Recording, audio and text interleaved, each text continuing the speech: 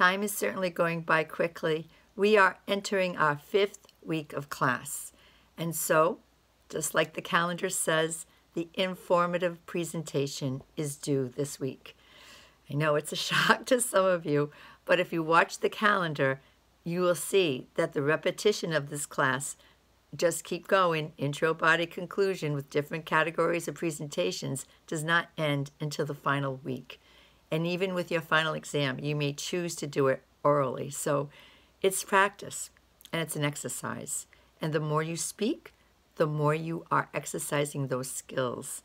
It's not in a vacuum. It's with a teacher guiding you through, and it's also with your peers. There is a great power to peers. If you did this course as a directed study, you would get something out of it, but not like you will when you have others to watch. When I watch your videos, I tend to watch them in a bulk.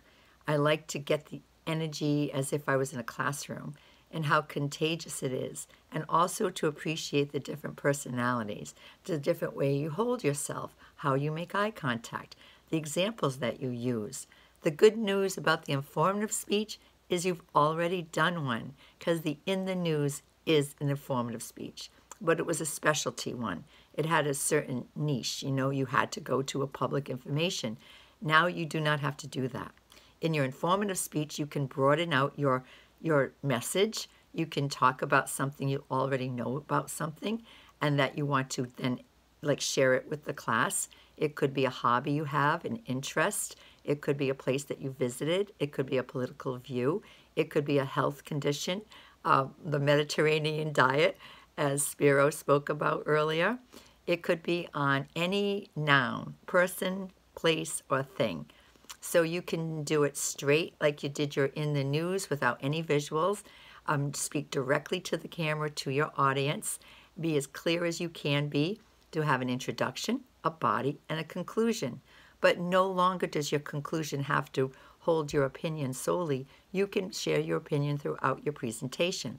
Also, if you noticed in the News, some students included stories. Storytelling within data, within informative words, can be incredibly compelling. Same true for your persuasive speech. Same true for any of your speeches.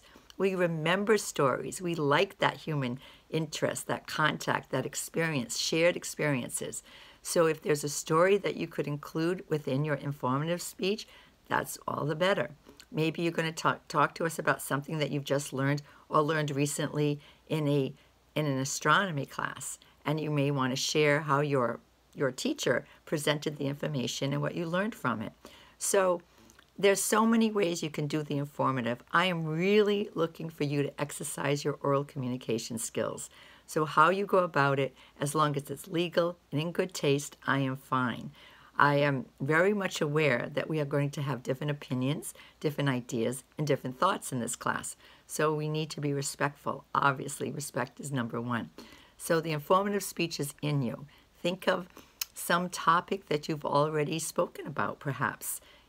But again, it does not have to be just on the news. However, if you liked the In the News assignment and you liked going into, the BBC website or New York Times or Boston Globe and you were enjoying that, please feel free to do another In the News. But this time, not 2 to 5 minutes, 4 to 6 minutes. So it's really up to you. You can do a straight lecture, which I just spoke about, like what we did for In the News, a lecture with visual aids. Visual aids that you actually show an object of some sort, right? Or maybe you do a small, well-done PowerPoint, not too busy, not too many ideas on one slide. You don't want to dazzle your audience with your visuals. You want to support your presentation with the visuals. I think this week's TED Talk is about how to avoid death by PowerPoint. I'm sure we've all had that experience. We just sit there and we say, when is this PowerPoint going to be over? Because there's a speaker who's almost like giving you a tour of the PowerPoint, but the PowerPoint is the lead, and that's not a speech. That is just a poorly use of PowerPoint. So I hope you watch that video and take in what you can. But you can do visuals, or you can do a process for your informative speech. If you want to take your camera on location, bring us into the barn or into your garage or into your kitchen or down to the beach, and you want to show us different kinds of shells, or how do you sort out shells? How do you classify them? That could be a cool speech. But also, like I said, in the kitchen, I've had many cooking demonstrations that have been so well done. Now, it'll probably take you a good hour to prepare for a cooking demonstration, because you have to get all the ingredients organized and be very clear in your mind what the sequence is going to be. But it doesn't have to be perfect, but you're going to make a try at it, right? So it's up to you. I did mention changing your location, because sometimes that can help. Change your location, change your posture. If you are always sitting down, you might want to do a standing up. If you're always inside, you might want to go outside. It can change the energy, but it's really more for you than for any of us. It's just to give you another experience. All right, thank you so much. I'm looking forward to them. Yes, I did tighten up the expectations in this class as far as VoiceThread is concerned. I opened up VoiceThread for the introductions and for the In the News for a long time, right? Much longer than I ever do, because I was waiting to catch up with your understanding of the technology and your use of VoiceThread. By now, most students have done it successfully. I haven't heard from everybody, so I may just, maybe you're not going to stay with the class. I don't know. But this is an interdependent course. Public speaking is not in isolation, so to have a random person just take on the time, like take the whole semester to finish their speeches, is not the class. That's a directed study, and that's not what this is. So to honor everyone's expectations, my expectation, and for good teaching style, it's much better if we do it all together.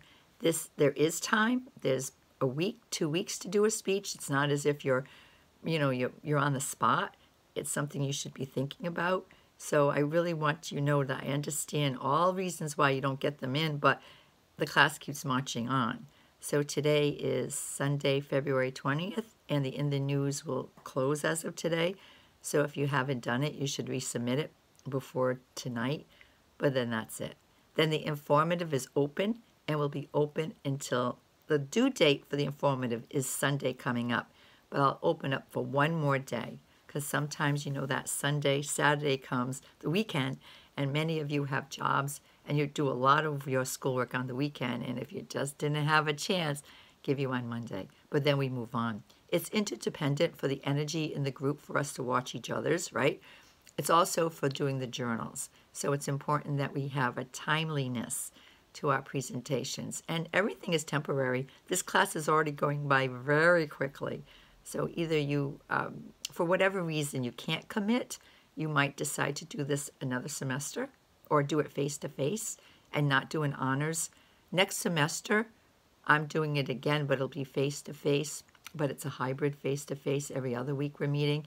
We tried to do that this semester, but we only had 3 students who signed up, so that's when they canceled it, and then they put up the asynchronous, because I was told this was the most desired modality. So anyway, I hope you're well. We've had crazy weather. Maybe someone will talk about it in their informative presentation. But informative is wide open. It's your choice. And I can't wait to listen to you.